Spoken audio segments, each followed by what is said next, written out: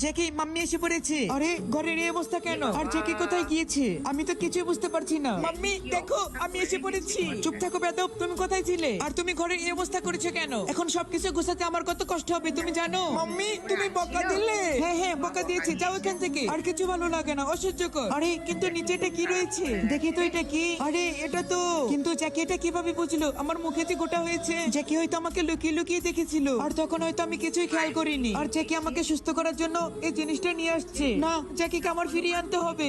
জ্যাকি শোনো, তুমি কোথায়? জ্যাকি, আমি পাগল হয়ে যাব, প্লিজ চলে আসো। জ্যাকি প্লিজ আমাকে বলো তুমি কোথায়? জ্যাকি শোনো। আরে জ্যাকি তুমি এখানে?